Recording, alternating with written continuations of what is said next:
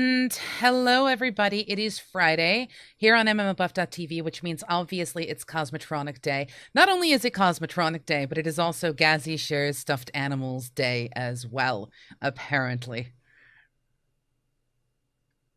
Go on, say hello, Gazzy. Hello. I was just making mention of the fact that I saw a Chua move across your screen right before we went live. Yeah, it's because I am suffering from incredible problematic microphone. It is like slowly descending down into the pits, which is really annoying. Well, that's what happens when you leave all of your technological advances into the hands of Chua. Have we not learned this? Well, it's not an explosive mic stand. If it was supposed to be an explosive mic stand, it would have no problems at all with exploding. You make a But valid point. because the whole microphone stand is reliant on the fact that it doesn't explode or spontaneously combust or burst into 5,000 sharp blades ready to pierce titanium armor. No, it is just a mic stand and therefore inferior. And now you know why Chua don't like Mike. Although, technically speaking, at least the mic is doing what it's supposed to do. Aren't Chua short? Shouldn't the mic want to be short?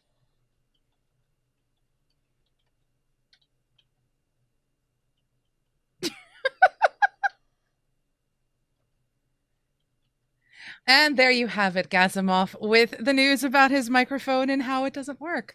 But yes, we are here to discuss an amazing amount of drops, an amazing amount of news, and literally to just talk all things WildStar. If you have anything you want to share with us, by all means, do let us know. We are literally paying attention to the chat, and we would love to actually have an engagement with you guys. So, yes. And Kami, yes, and hopefully I am saying your name right.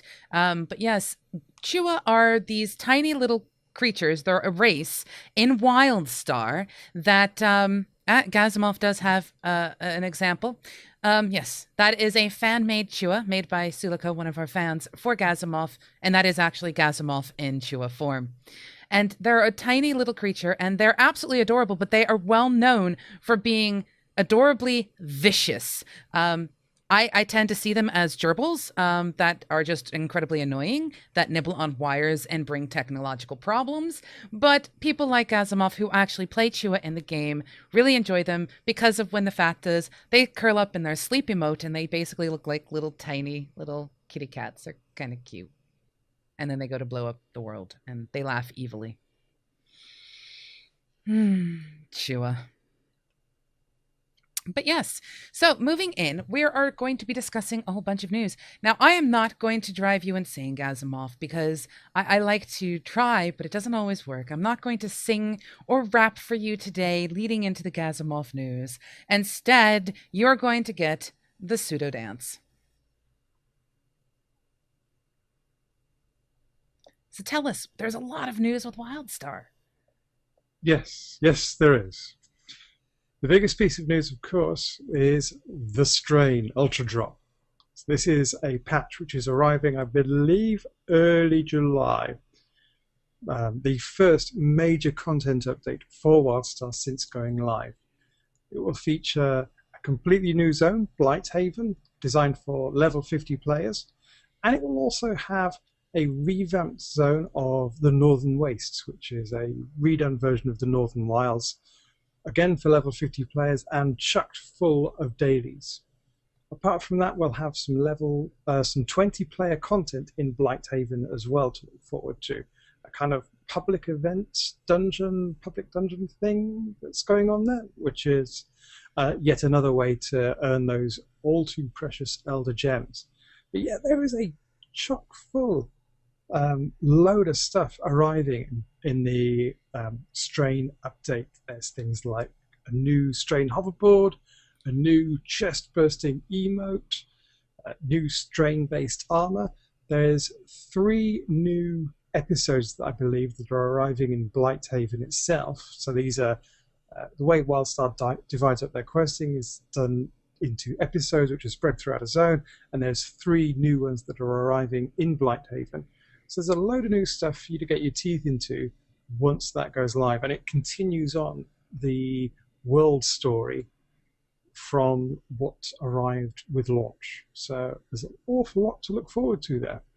I personally am really looking forward to the hoverboard. It's one of the things I love about WildStar is the fact that you have so much customization. But this is the first hoverboard that I have seen that actually has a moving mouth at the front. I have a Trask mount on purpose. It's vile, it's vicious looking, it's cruel looking, and yet the hoverboard just it. If you haven't had a chance to actually go see it, I'm going to put a drop of a link in the chat for you today that'll actually take you to the page on their site. And there is stuff coming out staggered. I mean, they say that the location for Blighthaven and the Northern Waste is coming out in June 24th. That's 4 days from today. That's Tuesday, and then we have some more stuff coming for housing, which is amazing. We have more dyes, emotes, mounts, and things like that. And there's a new dev speak coming. We get to hear Mr. Frost do yet another dev speak. I'm really looking forward to what type of dev speak they are actually bringing, because all the dev speaks before have always been informative, teaching people about how the game is played and things like that. So here's a post. And sorry, Kami, this week we do not have a dev with us. Last week we had Onlith, who was the community manager for the EU, English-speaking side of things, come on to share not just his voice acting talents, but also to share updates and news as well. But today it is just Gazimoff and myself, which I should also point out, as I said before we started, Kai Dream unfortunately is not well today, so she is taking the night off. And Mizpah, for some strange reason, decided that family was more important than hanging out with us. So he's gone to take care of some of that, and hopefully the chew won't get him in the end. That would not be a good thing. But yes.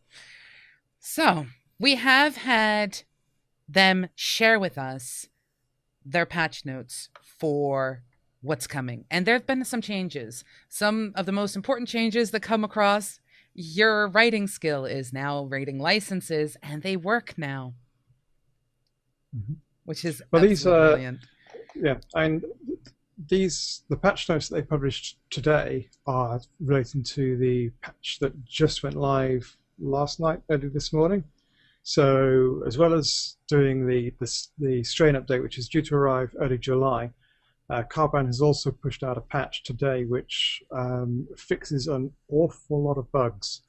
I think it's like patch number 6742 provides, just trying to remember off the top of my head, little things like the currency symbols have changed to make them more distinguishable. So it's much easier to tell if you're handing over 2 platinum or 2 silver. And yeah, I am really glad to see that one going. Things like the riding change that you mentioned, where people pick up riding licenses rather than having to just buy the skill and it not really being clear what it does. Things like some changes to class mechanics just to try and fix bugs with how they work as well. And of course, Carbine have also published their main issues list, which kind of ranks the stuff that they're focusing on, just because they want to make it clear that those are what they see as the priority fixes that they want to try and address as quickly as possible. And those we'll probably see being rolled up into the strain patch at the beginning of July. Doesn't mean to say that Carbine aren't looking at other issues as well. I think they've got from what I understand, they have a list of about 1,100 bugs which are being fixed as part of the Ultra Drop 1 content patch. So not only are we getting a load of new content like the new zone, the revamped zone, the level 20, the 20-man stuff, level 50 20-man stuff, all those kind of bits, but we're also getting 1,100 bug fixes which are being rolled up and put into that patch as well.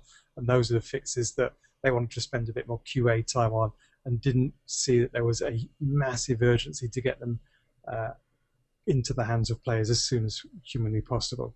So an awful lot of stuff there.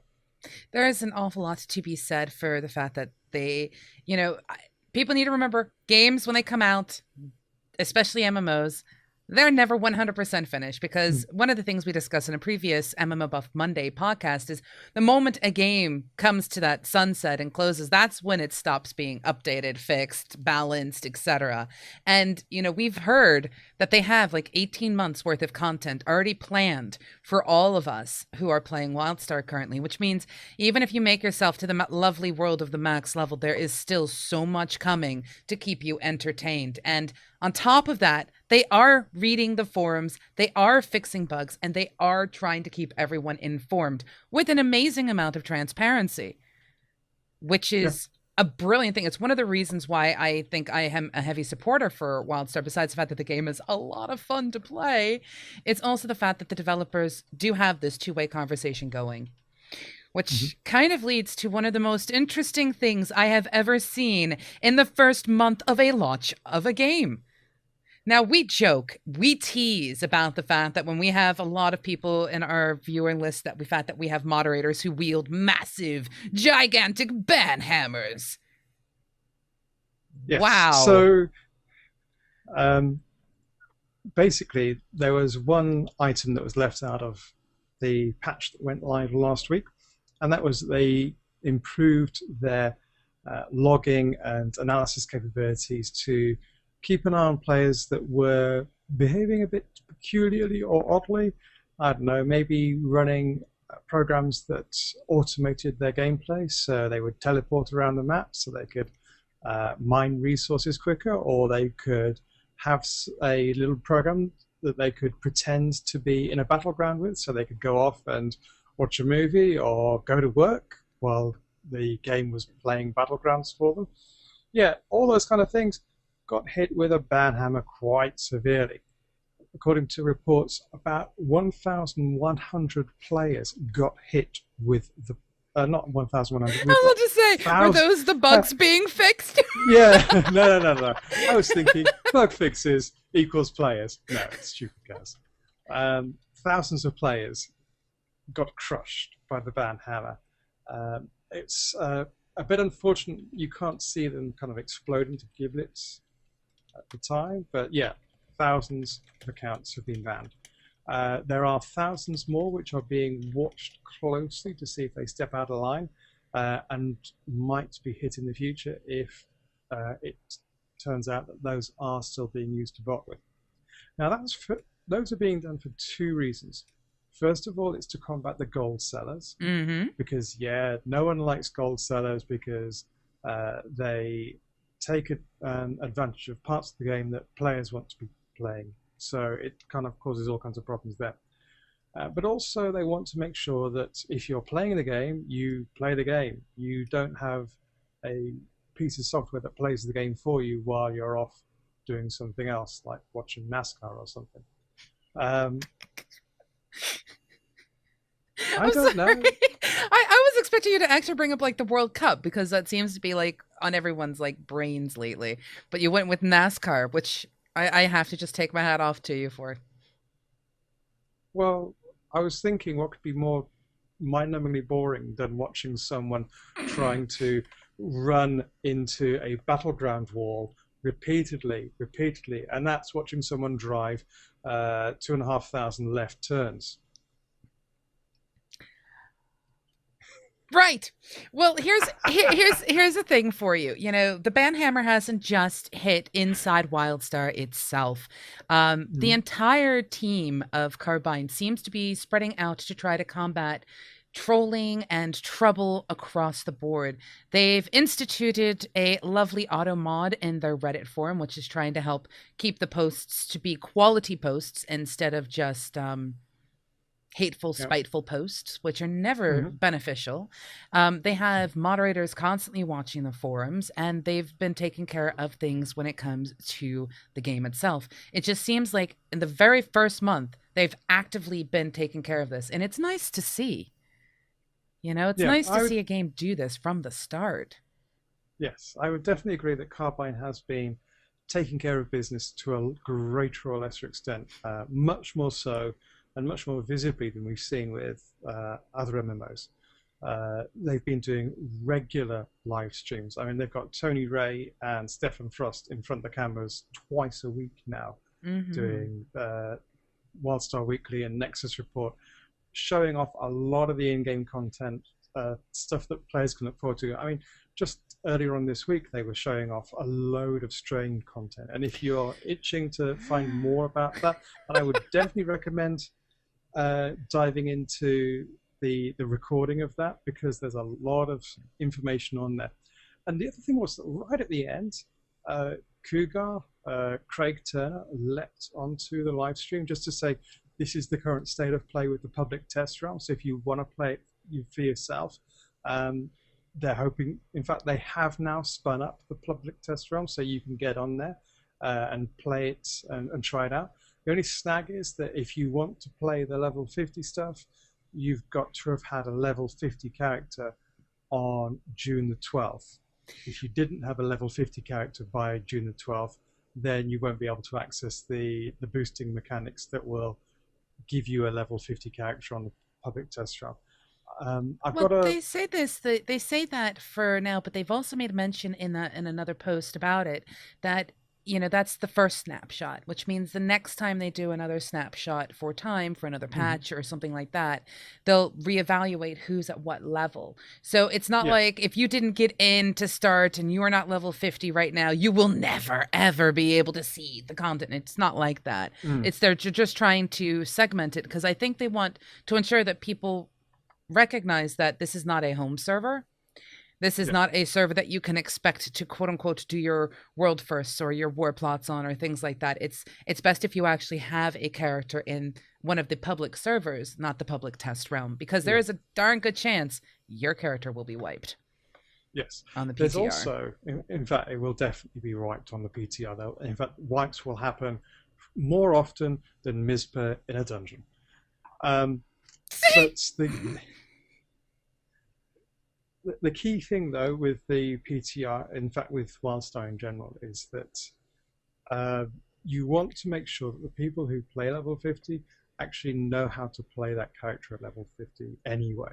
Yeah. If you have a bunch of people who maybe got up to level 10, and then they go, oh, I know, I will just go onto the PTR and I will boost myself up to level 50 to see how this class plays at 50, then they will run into freight trucks everywhere.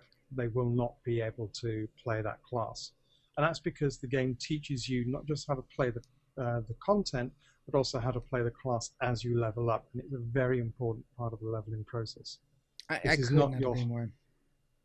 This is not your tab target hotkey based MMO. No, it is not. However, we have had some questions come in, and I'd love to tackle these because they're good, valid questions, and it's something that we've very lightly covered in some previous episodes, but we haven't really dug in deep. First off, though, Gazi, it does appear that you are getting incredibly comfy with your whole sofa business. This is coming from Sulico. I am ridiculously comfy. Now, I am not one to do product endorsement, and fighting with my headphone code, but this is an IKEA sofa, and it is new, and it is ridiculously comfortable. So there you go. So this is why he is comfortable on his sofa. So now see, I now want a new sofa as I look over to my husband. But anyway, so we had a question come in, and this is from Kami, and then Adverto added to it. So I'm going to throw both questions together. Kami says, don't you think that level 50 is a little low, especially for an MMO? It should be much higher, in their opinion. Now, before I make mention on that, I am also going to throw in Adverto's question. How do you feel about the level cap being raised and all high-level content becoming obsolete? Now, first off, I'm going to throw out, when it comes to WildStar, it is different than a lot of MMOs, but at the same time, it's sort of the same old formula. You do level, you gain experience, you spend your experience in some way, shape, or form. In some cases, you get like ability things that you can spend on your talents and stuff like that. Every MMO sort of has this kind of configuration in some way. When it comes to WildStar, there is so much content. So much content that if they didn't put a cap relatively low, I think people's heads would explode because there's just so much to explore. It's not just the zones themselves, the dungeons themselves, the variety of dungeons, the adventures, the ship hands. For people who are not used to what these terms mean. It works like this. Dungeons, most people are familiar with them. They're instances where you go with a party, you take on a couple of bosses, you go for gear.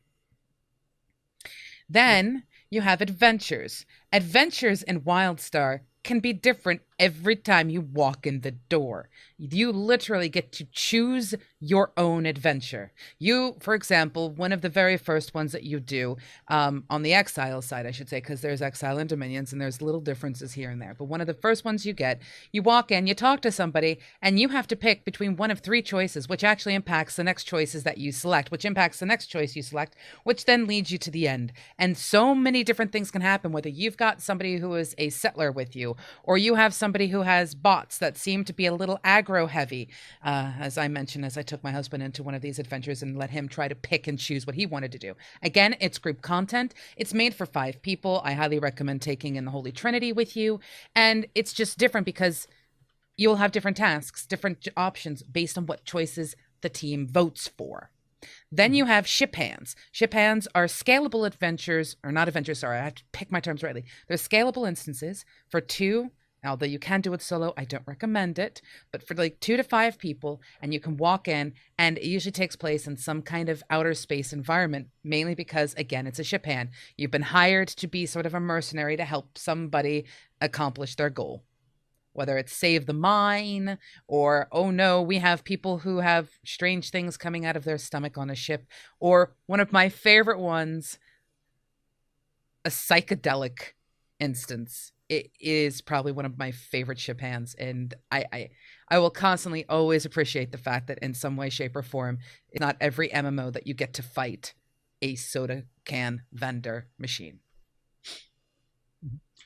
The only thing I would say in terms of leveling is that the reason we have levels in an MMO is because the idea is you get to a certain point in time and you get awarded with either some new skills or something new, something spangly, something shiny. And you can either say, okay, this is the start point for the game, this is the end point for the game. Over that time, we have so many things to give to the player. How do we spread that? Do we spread it over 50 levels? Do we spread it over 80 levels? Do we spread it over 20 levels? However you decide to break it up is entirely up to the game designer. The only thing you want to make sure is you have enough carrots dotted along that pathway to level cap to make it worth someone's while. Now, a lot of people say that, well, surely leveling should be its own reward, but let's be honest, a lot of people say, oh, just one more level, just one more I can get my next skill, I can get it's like I was trying to get to path level 21 just to unlock a couple of bits and pieces with my character. I wanted to get to class level 31 just so I could buy the remaining skills that I could buy for my limited action set. It's crazy things like that, but we all set these strange levels. The whole point is, though, in terms of what you want to try and achieve, are you actually having fun and enjoying that experience? I would say that I think that having 80 levels from 1 to cap is too many, because you can't give something, apart from, say, a talent point, all the way from 1 to 80. I think that's having something like 50, 60 is the kind of sweet spot, because then you can make each level much more meaningful in terms of what you get. I do think Carbine system, where you have your character level, your path level, your mining level, or guild level, guild level, all those different things that you progress in separate ways, I think are much more interesting and effective. See, I would also throw out there, numbers are arbitrary. They could have said 60 could have been the highest level. They could have said 100 could be the highest level. How they do the curve for the leveling process in the end is really all that matters. Can you go from 0 to max level in a certain period of time with a certain amount of experience to learn a certain amount of playstyle so that you can approach some of the content that they're trying to bring to you at endgame, whatever level endgame may be, with enough experience to not be the most frustrated thing in the world. It's sort of like when you pick up a single player game, you start off with your little tutorial where they're like, this is how you shoot your gun. And by the time you're done, you're flipping through guns left, right, and center, flipping over obstacles, pulling out your knife and stabbing people. by the time you get to end game, you have enough experience under your belt to actually take on the big boss, so to speak. Now, I throw out there when it comes to WildStar, the leveling process itself is a great experience. It's not that big of a deal, but they've made a decision and they let us know this early on that when it comes to things like getting these pinks, which are basically one step above legendary for gear, these are the monumental eldom icon weapons and gear, and you have to do an attunement to actually get them unlocked so that you have them at their full potential. And some of these things are like take down 2 raid bosses at once, and other things. It's really, really crazy, some of the things that are actually required to unlock these pink imbuements. But they have stated that even after they release new content, in order to prevent those items from becoming bank slots or just hang around in the big city and show off the fact that you got them, they're just going to add more imbuements to these weapons so that you can still use them and still gear them up to the next iteration of either itemization or what have you. Now, what this leads me to believe is that there might be doing something a little bit like Guild Wars. Guild Wars has not necessarily a max level, but they kind of do. You can get to the max level, and then what do? You get more content given to you, more world story given to you. The living story itself is an exceptional thing. If you haven't had a chance to experience it, go for it. But they bring content to you. They're not looking at leveling or upping the level cap. They're looking at it, giving you the content with what you've got. And they're still bringing new itemization, new gear, and things like that. It's just, the level was just teaching you how to play and bringing you into the story, bringing you into the world. And then they said, now that you're here, let's just show you all the other stuff that's out there. So it sounds to me that's the way they're going. Now, whether they go this way or not, we'll have to wait and see. You know, I also think that with WildStar, they've made it a very definite attempt to make sure that there is plenty of content left over after you hit level 50 for you to play while you are at level 50. And there's a very important reason for that. Once you're at level 50, every time you gain a level, in quotes, instead of getting a level, you get an Elder Gem. You can then cash in those Elder Gems for other bits and pieces, nice armor, weaponry, customizations, so you can get nice things for your mounts, scan bots, you can buy hoverboards with them. You can also buy the start to the raid attunement process. You can buy, I think it's for 150 Elder Gems, you can buy the Genesis key that will allow you to eventually go into genetic archives once you've gone through the achievement process. Yeah. So I think that whole Elder Gem process, in terms of having daily quests so you can earn Elder Gems, having enough mobs to fight so you can earn Elder Gems, all those kind of bits and pieces are quite important to WildStar's Elder game, which now kind of makes sense after Jeremy Gaffney went on about it for a lot. Yeah, there is an awful lot of Elder game to this. And yes, Adverto points out a very good point. There's also amp points that you can purchase with them, which means you don't have to be limited to just the amount of amps you get from leveling. You can also get last points that you can spend and new loadouts. And there are so many things that you can get. Now, that's only one side of everything when it comes to WildStar. That's for the people who want to continue the PvE content. There's still also the PvP content in the form of arenas, ranked and unranked, as well as war plots, which is a 40v40 competition, which is kind of like their way of bringing MOBA into the world, where you can, if you are lucky enough to have a boss drop itself, you can put a raid boss on your war plot. I still find that exceptionally awesome as a concept. Yeah, I think that it's something that they've been talking about for some time now, and it's really, really cool to actually see it in action. The fact that you can just go, bam, there you go fight Storm Tower, or go fight Metal Maw. Oh, Metal Maw. I think that's really cool. Metal Maw is one of the first bosses, and I went up against him at Res last year. Not this year, but the year before, and that was a fun fight. We almost got him. I still think they pulled the plug because we were darn close. I'm just saying. You didn't? Oh, I have a story to tell you about Metal Maw. Oh. So, So last year they did Arkship events. They did Arkship US and Arkship EU, and there were about, I don't know, 20, 30 of us who went to each of them. And during that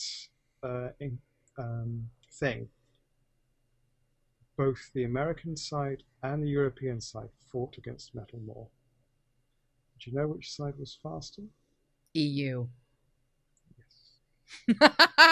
Considerably so. And for those who are unaware, Metal Maw is actually a boss that was created by the community at one of the events. I believe it was PAX East, PAX West a couple years ago. Was it Gamescom? It was, so WildStar was announced at Gamescom 2011. And shortly after the announcement trailer went up and they kind of revealed the booth and let people come on and play and stuff like that, they had one of their artists at the time. I think it might have been Matt McCaskey. I'm not entirely sure, but I think it might have been him.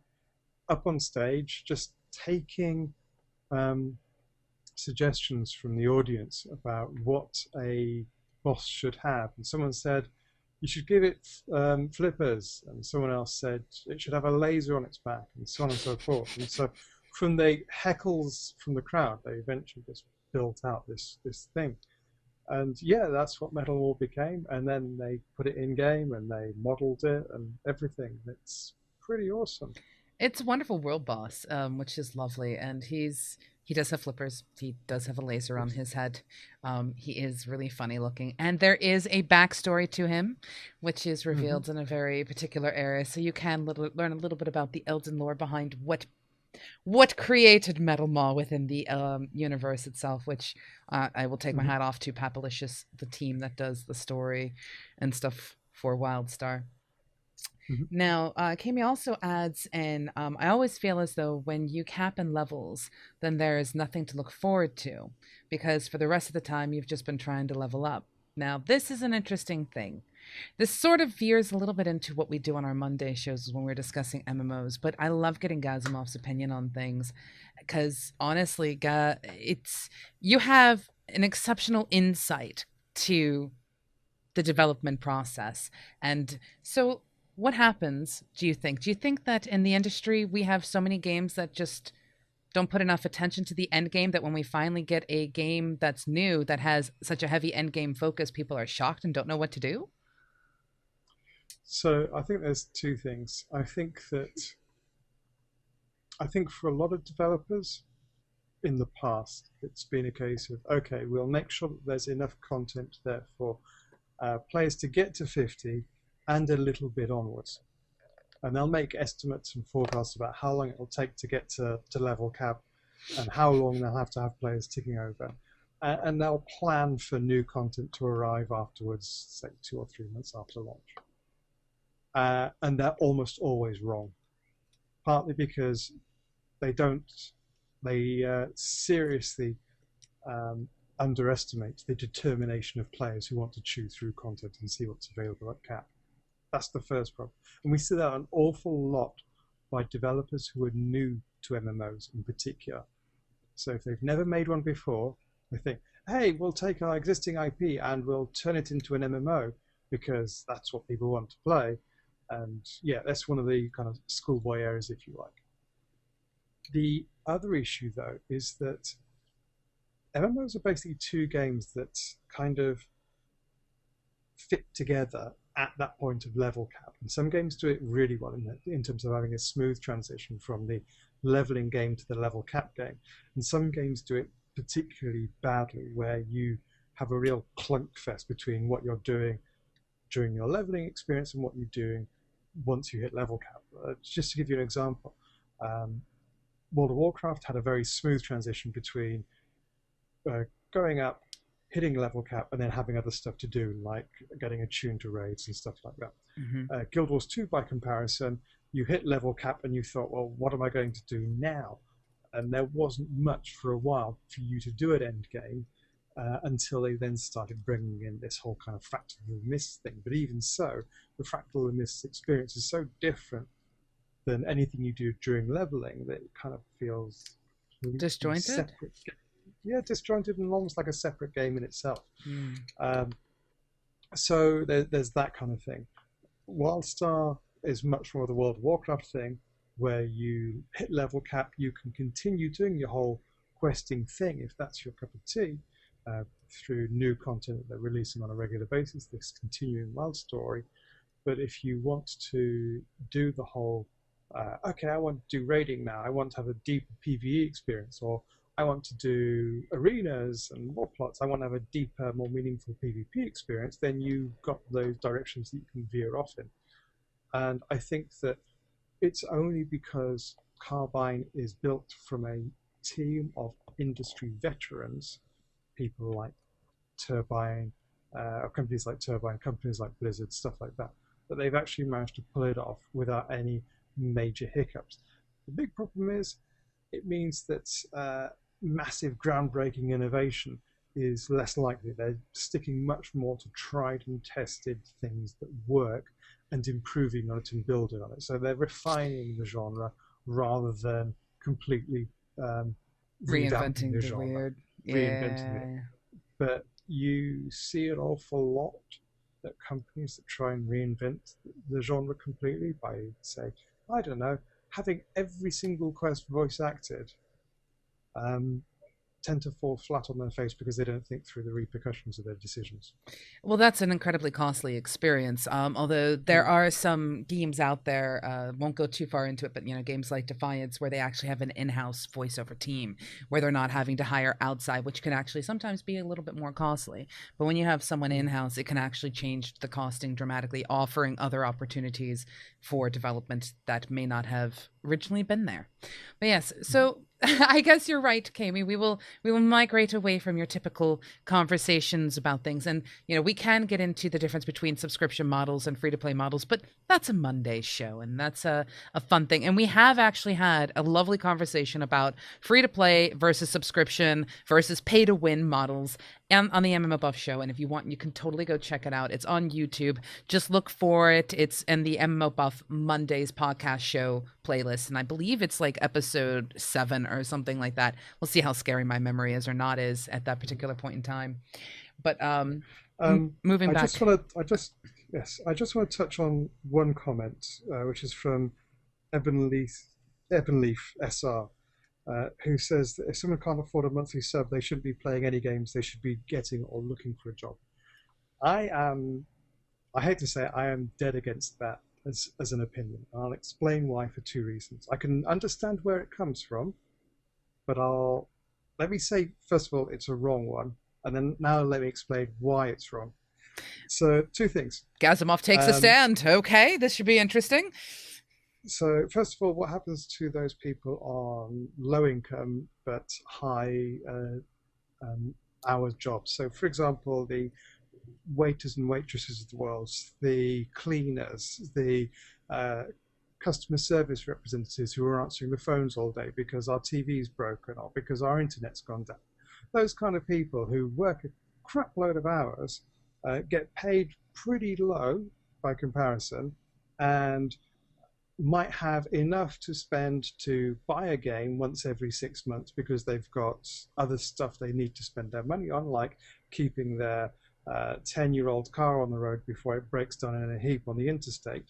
Those kind of things are a consideration. Just to say, get a job, that simplifies the argument far, far too much. Low income bracket, really people who would like some escapism in their lives, yeah, we should kind of consider those people as well. Second thing is what happens to those people who can't work for one reason or another, the people who are completely disabled, the people on welfare, army veterans, all those kind of bits and pieces. Those people, single parents, stuff like that. People who would dearly like to work, but for one reason or another cannot, and again would like some joy and entertainment in their lives, but it's actually more affordable and more sensible to spend their money on and cheaper than something like a cable TV thing or going to the cinema or stuff like that. Again, MMOs represent very, very good value for money. I think that saying you should just get a job, that simplifies it far too much. However, for those people who do have more time on their hands, the second group that I was talking about, they do have the option, at least in WildStar, of going for cred. So Mm-hmm. rather than having to pay for it out of their own wallet, they can spend more time in game and then buy cred off someone else who has less time to play but more money in their wallet. So Well, see, I think. I'm going to jump on here. This is and it's an incredibly complex topic in its own right because there's always going to be a lot of factors that we can't always account for when it comes to people's lives. I would state Mhm. that the cost of a subscription for a game can be comparable to things like going to the movies. I mean, in today's day and Mhm. age, it costs a lot of money to go to the movies, and if somebody wants to go on about the other ways of acquiring movies, not something we condone. But, what it comes down to is making the choices that are going to be the most beneficial for the individual, and every individual is different. Yes, there Mhm. are going to be some people who sit there and complain and they say, I never have any money. And then they go out and buy, 50-year-old whiskey and 70-year-old, cheeses or something like that. I'm not You picking talk on about any. misprision. I'm not picking on anybody. No, Mhm. but the thing is, it's a matter of making personal choices, and it can be incredibly difficult. Plus, you've got people who are like at the mercy of their allowances from their parents. Did they do the dishes Yeah. this week? You've also got So things like that. yeah. So I think the fantastic thing about MMOs is that there is a wide variety for people to choose from, Mm-hmm. and that's not just the gaming experience in terms of, well, you can play high fantasy, you can play sci-fi, stuff like that. Oh God, There's yes. also a wide variety of different business models as well. So you can play a free-to-play MMO, and you can pay as much or as little as you want for that. You can pay a subscription-based MMO, and you know that you pay your regular monthly payment, and it's you can play as much content as you like, and you have exactly the same access to content as everyone else does.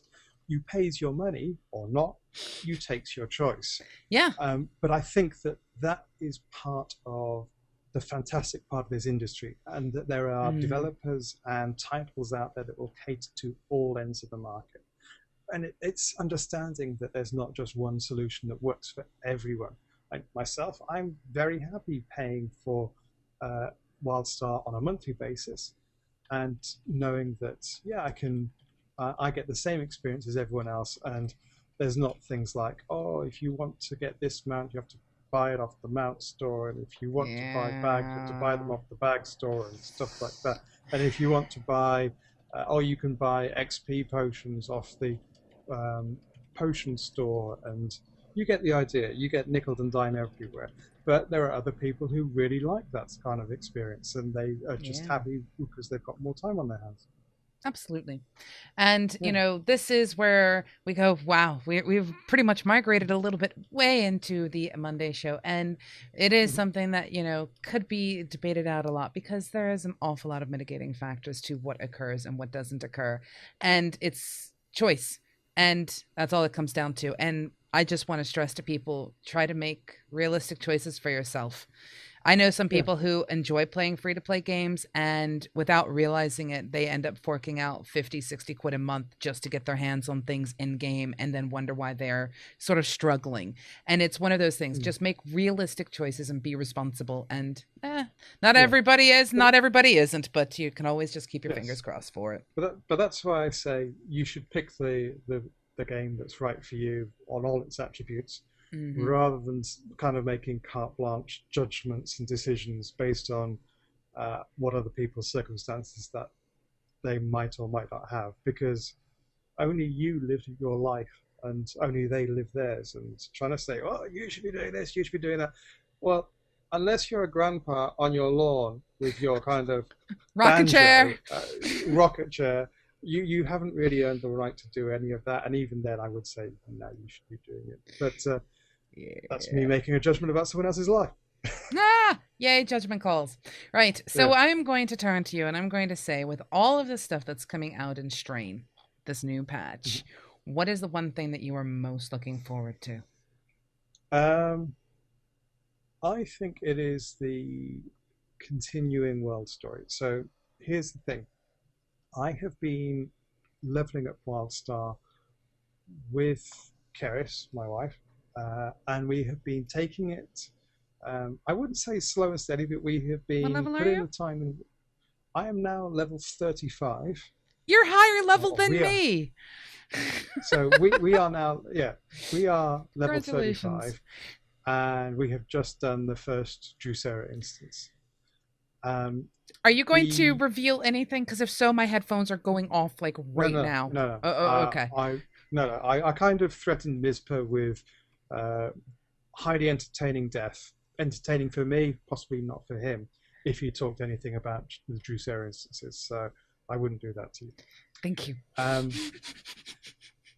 The the main reason though why we've been kind of taking our time over it is because first of all we want to enjoy it, and secondly because we have other stuff that goes on in our lives. So we couldn't, for example, take a week off like certain people did and just zerg our way from character creation to level cap. Yeah, some of us actually have work to do. I love you guys at Mhm. MMO Buff. I swear I do. But I think that the um, the main thing that I am looking forward to is the continuation of the story. So there is a lot of build up and setup going on, and I think that everyone in Wild who plays WildStar can kind of appreciate that you kind of come out the gate at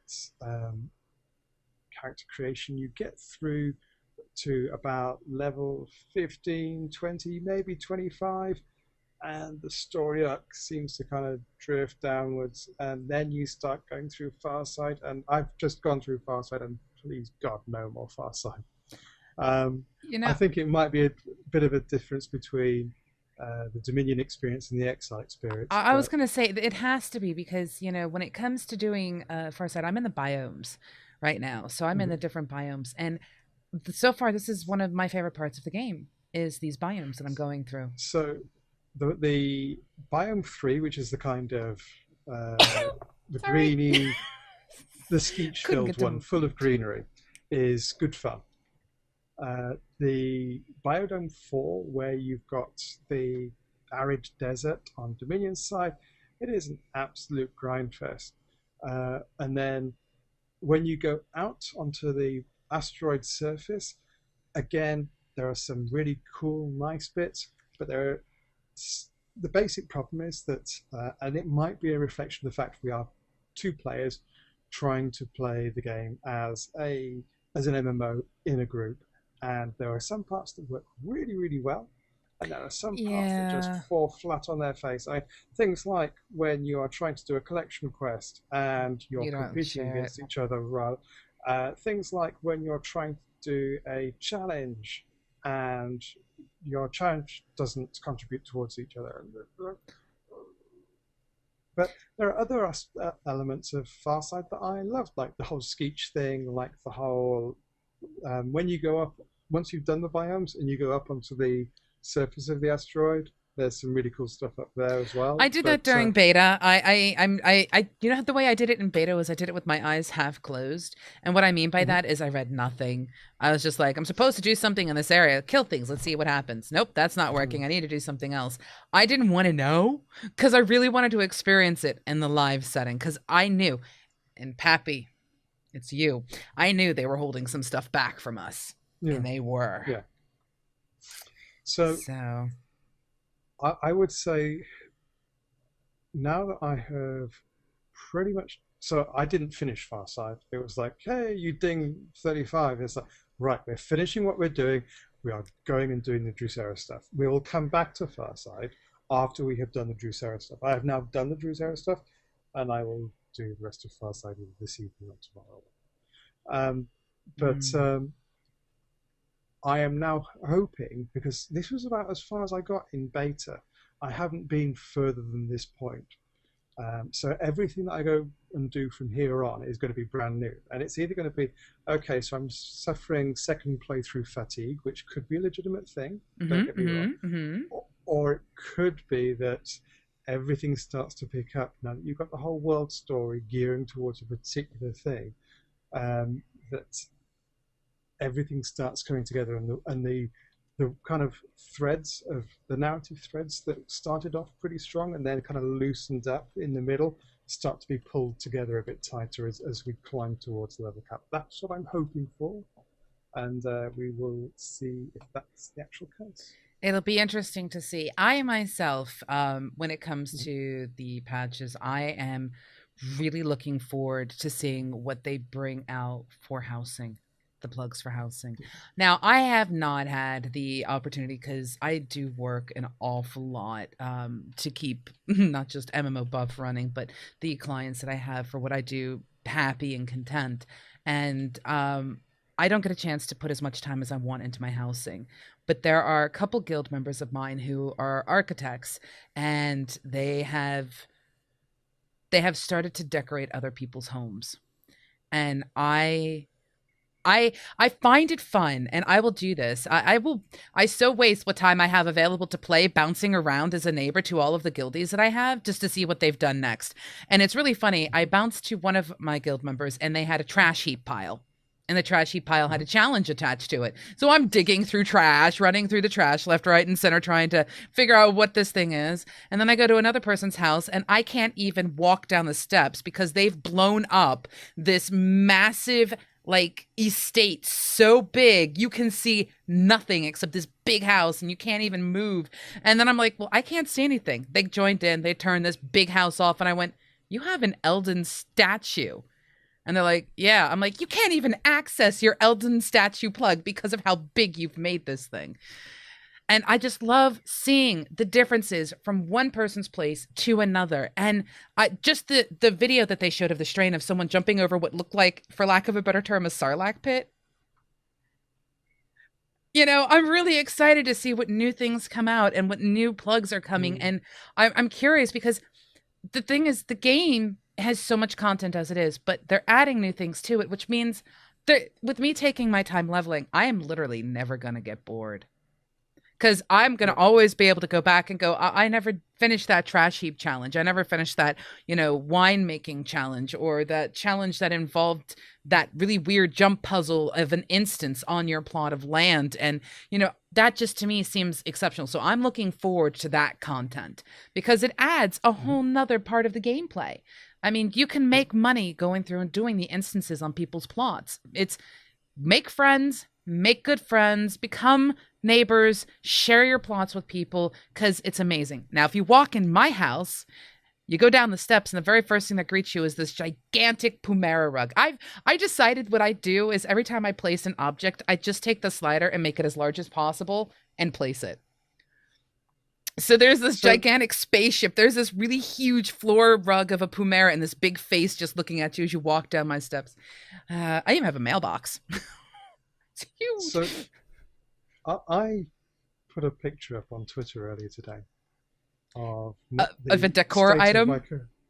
No, the state of my current housing plot. This is so. I'll come on to the decor item in a moment. So I put a picture up on Twitter.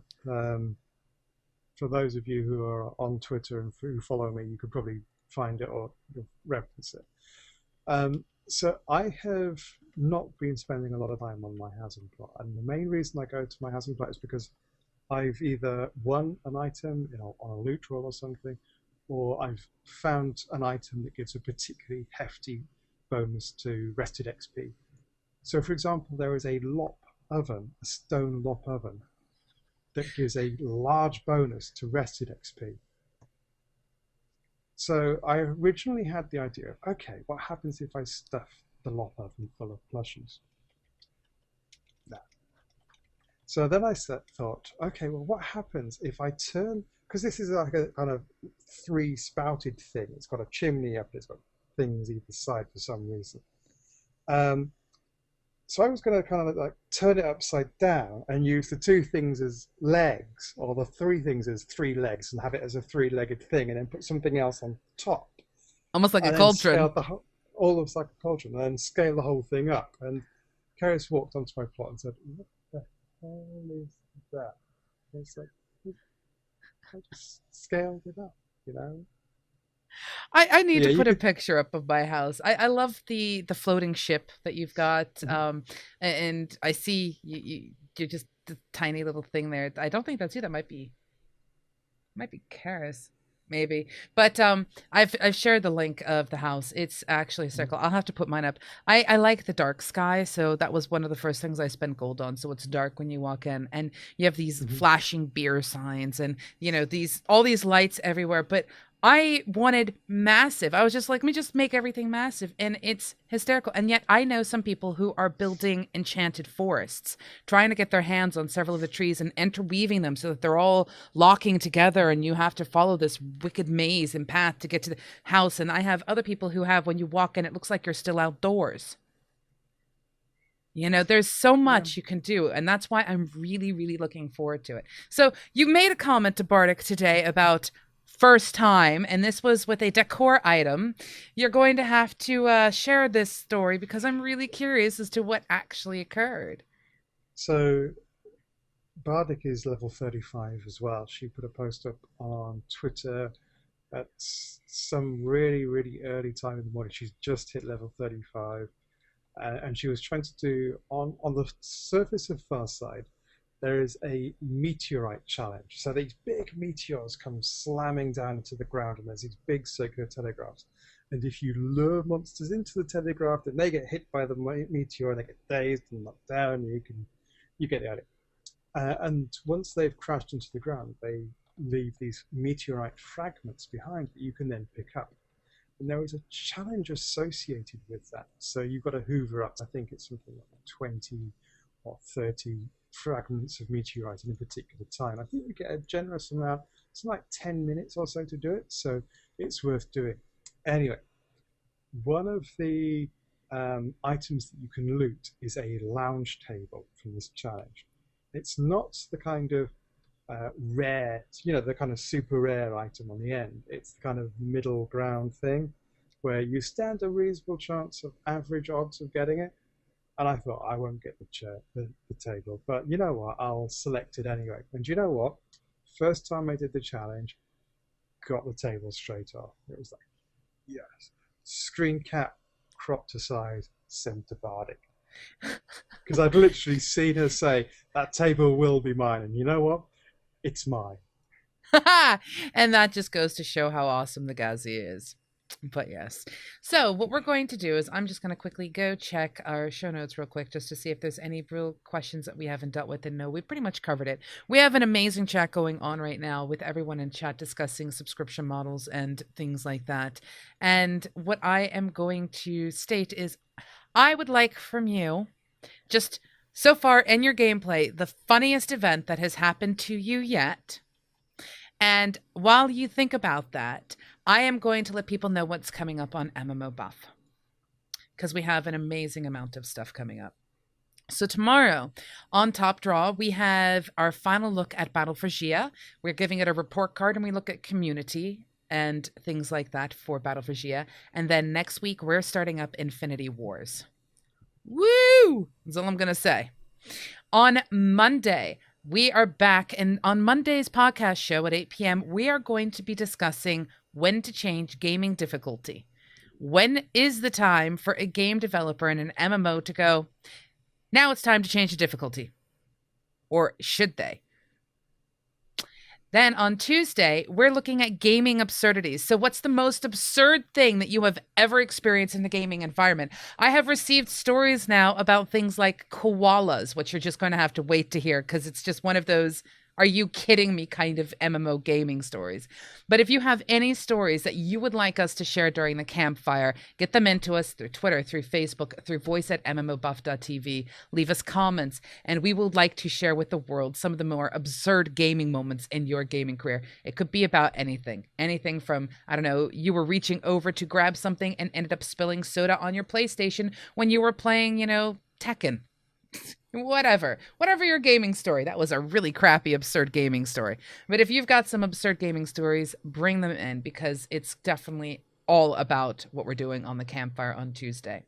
On Wednesday, the Blizzard forecast is back, and we're going to start giving away a Warlords of Draenor pre-order editions. You're going to want to be there for that. We also have Heroes of the Storm with Parv, Blank Space, and like most of the team is there. I think we're missing like 2, maybe 4 hosts on that show. That is like our heaviest host congregation of all of our shows. It's nuts. Next week on Thursday at 1 p.m., though, we are joined by Chris from 19 Stone Ninjas Game Development Company. And we're going to be talking, if you're interested in game development, you're going to want to watch the show. We're talking about the parkour elements of being in game development. So let's say you have your character and you want to slide under a table. How do you make that happen? How do you have a character interact with the environment, like grabbing onto a ledge? What does it really take in the code to make that work? And how do you do that? For example, how do you prevent the elevator doom deaths? You know, the elevator bosses. How many times have you jumped and for some reason the elevator didn't see that you were there? That's something we'll be looking at as well on Thursday's show.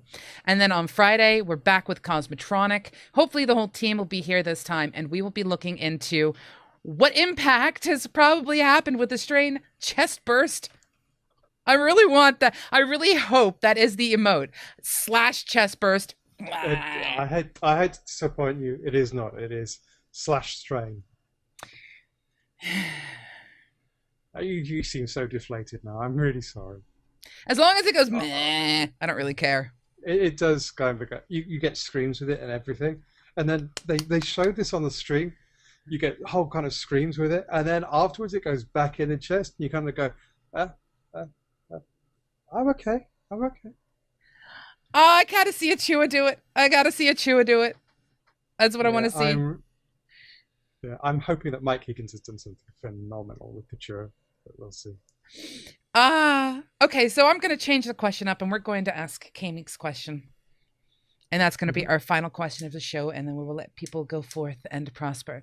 What is the best thing that you have ever done in WildStar? The best quest, best dungeon adventure, the main thing that really stands out to you? That's a tough one. That is a tough one. I'm going to cheat. I'm going to pick 2. Ooh, okay. Go ahead. In fact, okay. Before I kind of go into the whole thing, I also think that Gaz the Tricky is the best thing in WildStar, but that's beside the by.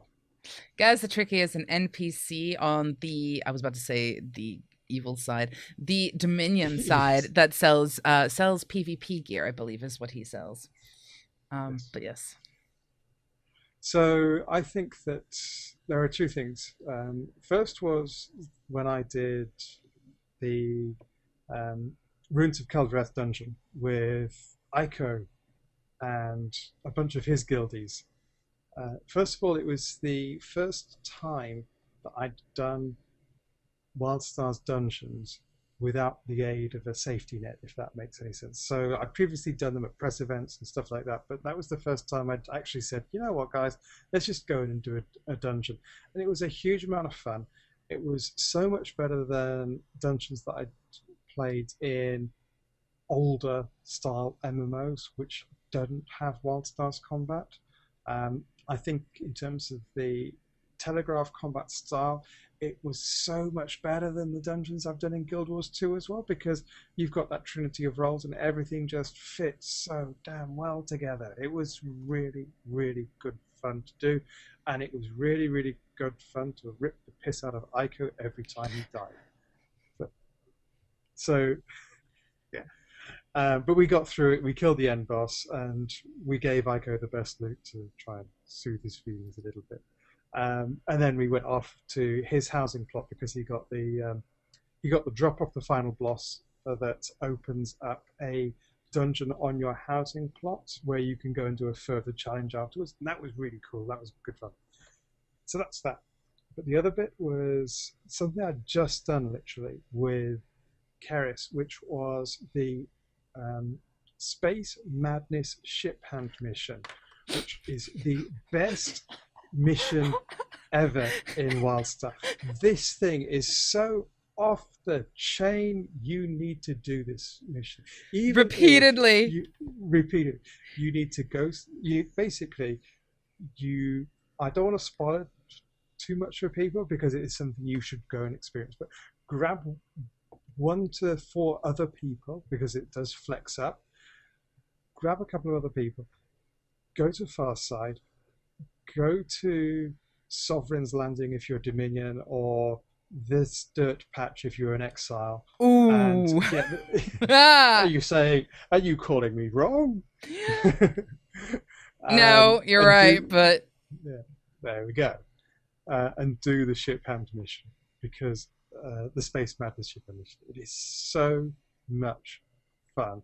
And you will come out of that ship hand mission with so many stories that they will last you for weeks afterwards. I could not agree more. That when I stumbled upon that Japan, that was like one of those moments where I went, "Wow, okay." Because there was some people saying, "Where's the humor?" There's so much seriousness going on. Just trust me, it's there. You can find it. For me, I would have to say there. I'm gonna have to cheat and say two as well. I'm gonna have to say I was lucky enough to whet my appetite by actually seeing during the beta the 20-man genetic archives. You know how everyone was leveling up and going to test the dungeons and the raids that they made available. And I have to tell you, as someone who enjoys PvE, walking in and watching a raid team, and you could even see it in the streams as well for the people who streamed it, when watching the raid teams get their butts handed to them by not trash, because there is no trash in raids, base population,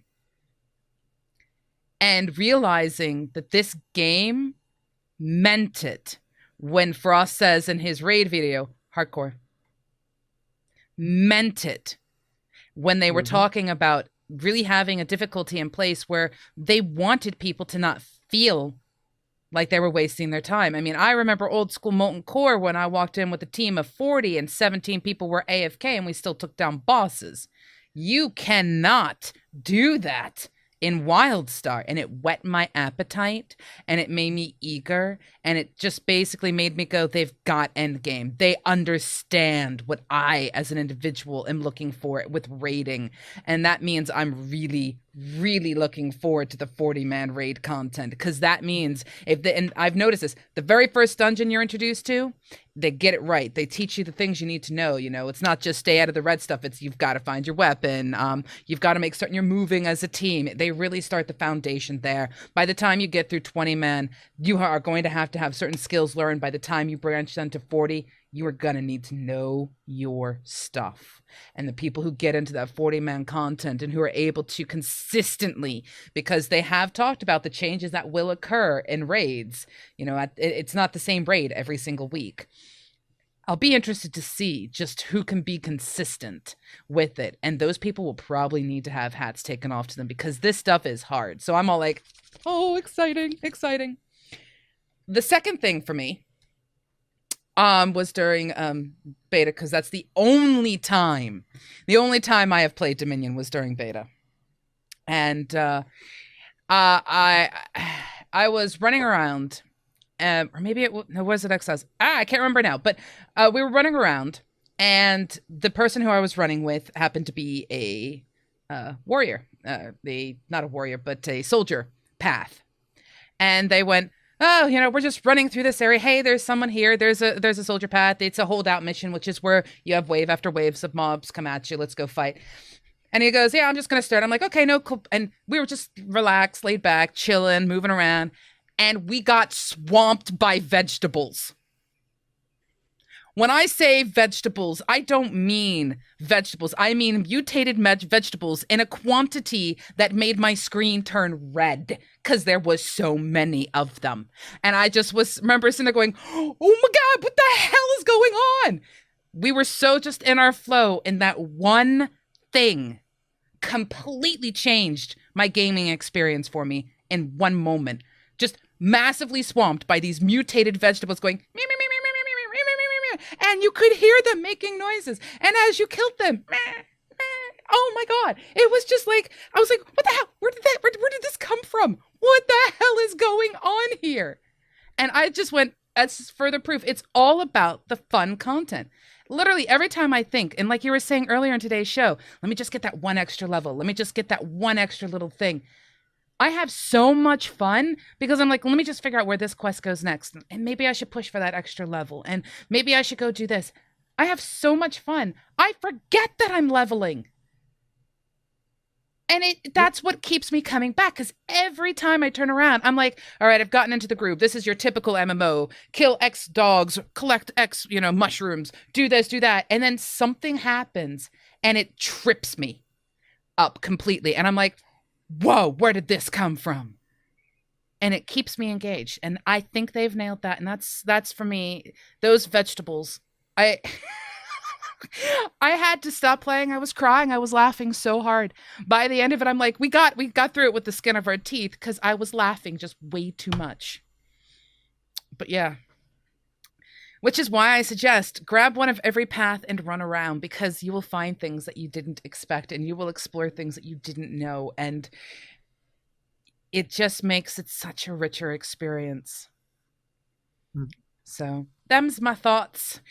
And on that note, it leaves me to say, Gazimoff, an absolute joy and pleasure to have you. Thank you so much for sticking around and for coming onto the Cosmotronic yet again with your news and your, I was about to say news and twos, because you always have two things to say about something. And I love that. It goes back through all of our shows. If you go back and watch our previous Cosmotronics, Gazzy usually has, I've got two things to say about this. It's one of the things I love about him. So it's his news and twos, as the case may be. But thank you so much. Also, thank you to everybody who is watching. Not everyone's going to agree. And this is something that is commonplace when it comes to getting into debates about MMOs, especially when you're talking about something you're incredibly passionate about. But I loved seeing the chat, even if people didn't agree with each other, because it was a conversation. It wasn't a yelling and screaming match. It was, this is my perception of it. This is the way I see it. And you guys make it awesome. And you guys are inspirational. And you guys are absolutely amazing. Thank you so much. Remember, spread the word about us. And of course, if you want to support us, you can do so by clicking the subscribe button at the bottom and subscribing to us on a monthly basis. There will be things occurring for subscribers at some point. But for now, thank you. Thank you, Gazzy. And to our moderators, Nintari, and to Gwent and Katamari, because it's always lovely to see you. Hand raised with the face, like, there we go. Is what she does. But yes, and on that note, we say toodle pip. Toodle pip. Bye.